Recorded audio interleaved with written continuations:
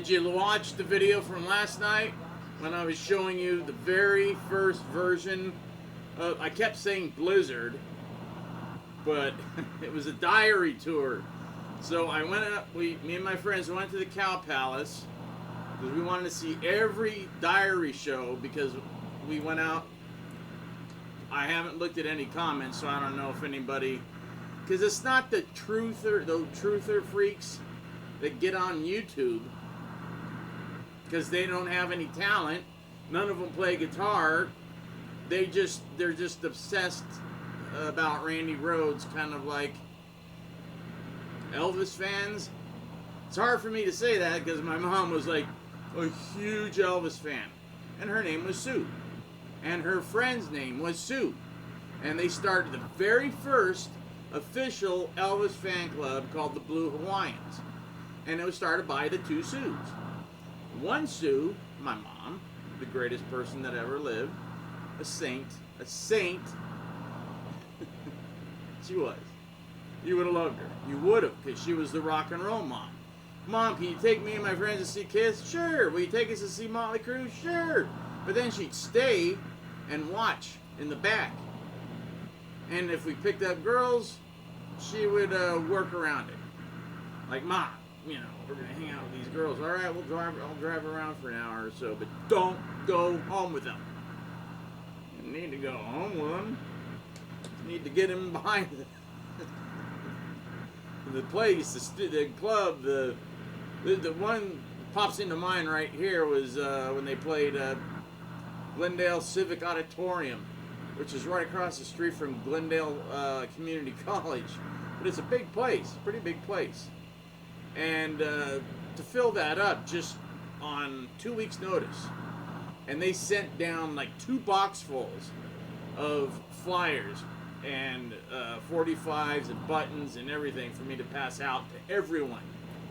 Like, you know, say, hey, you think you're interested in this? Show them the flyer. If they take the flyer, give them a button. If they take the button, give them a 45. That's the way Alan Kaufman, their manager, told me how to do it. Because he didn't want me just throwing stuff to people that are just going to, like, chuck it or smash it or, screw that rocker, dude. No. I had to make sure. So I went to all the rockers, and they're like, yeah. So my last name is Skews, so they started calling me Motley Skew. 11th and 12th grade, which I don't care, that's fine. I go, yeah, but when I get out of school, my name's going to be Michael D. D-E-E. Why? That's my stage name.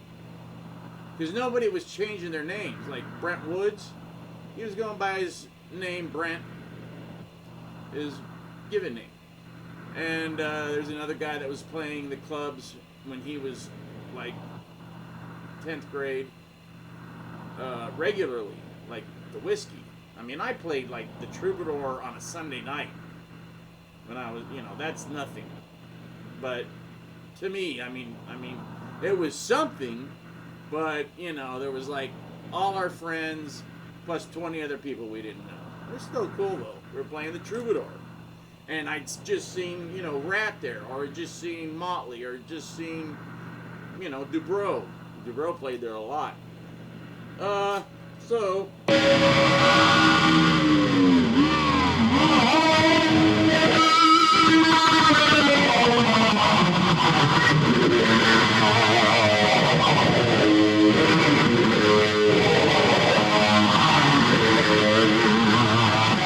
So, you know, there's these pictures of Randy, just shows him playing a Red Dean Flying V.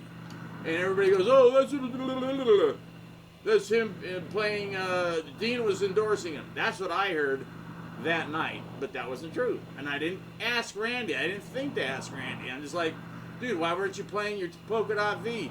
Sharon took it. Why? She says it's a part of Ozzy's, you know, like image now. So when they see that guitar, they think of Ozzy.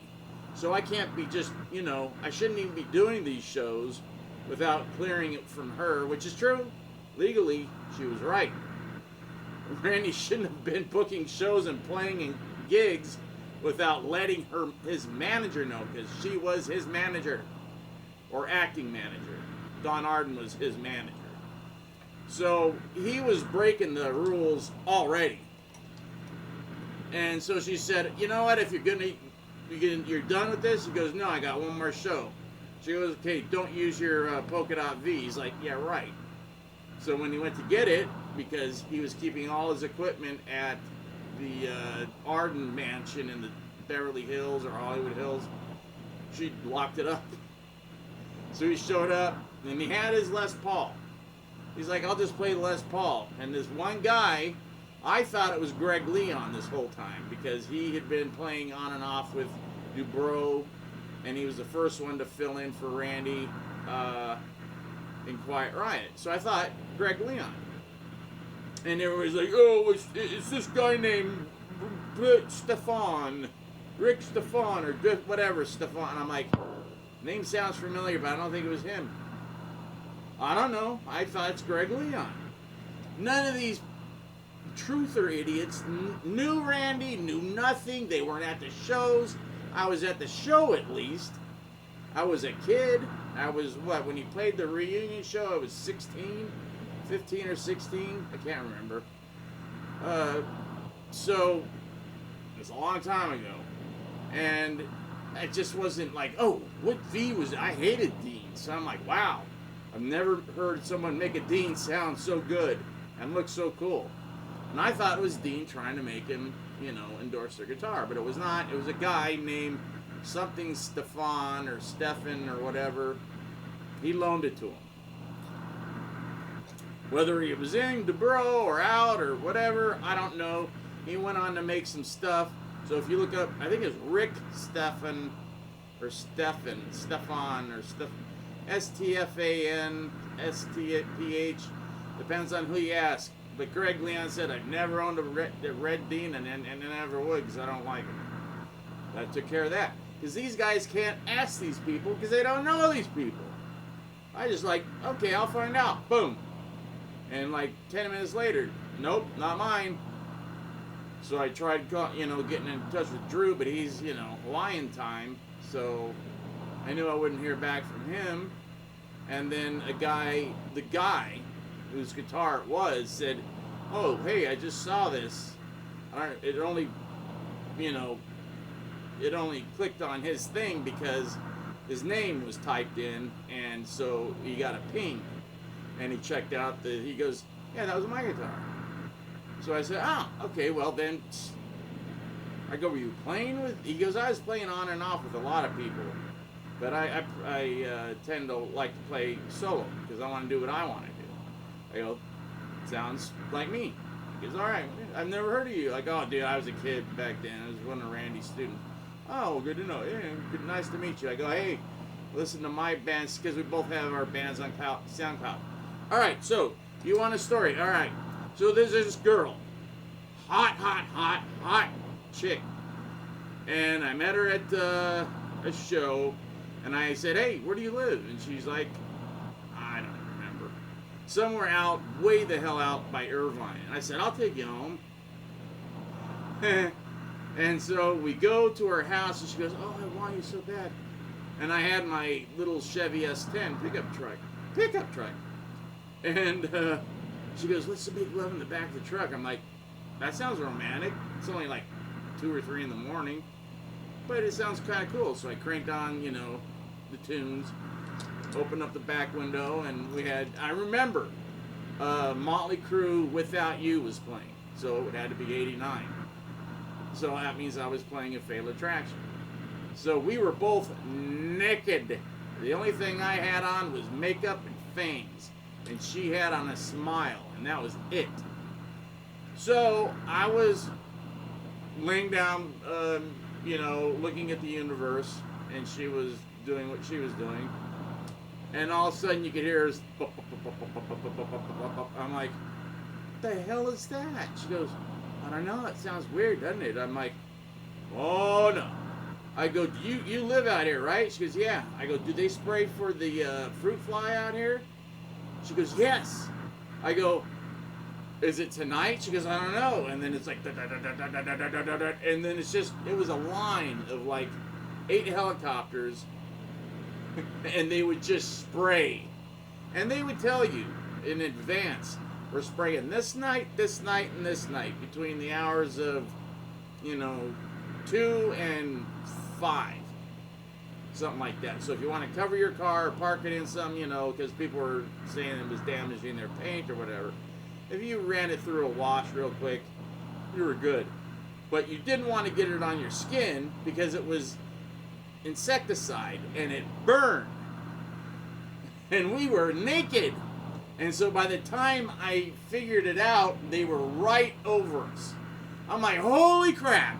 And so we're trying to get into the truck and grab our clothes, and I just grabbed our clothes and stuck them through the window, but we both could just feel it, you know, just friggin' all over our naked little bodies. And I'm like, oh no. And she goes, what are we gonna do? I go, we gotta wash this stuff off quick. So I went to, you know, the hose in the front, you know, this, who knows whose front yard it was. It wasn't hers. We went down the block from her house. And I said, you know these people? She goes, no. I go, okay, be quiet. And I turned on the water. I go, come here. And I sprayed her down really good. And I go, okay, now you do the same to me. And then she sprayed me down. I just turned around. She kept spraying. I said, let's turn around 10 times each, and then we'll do it again.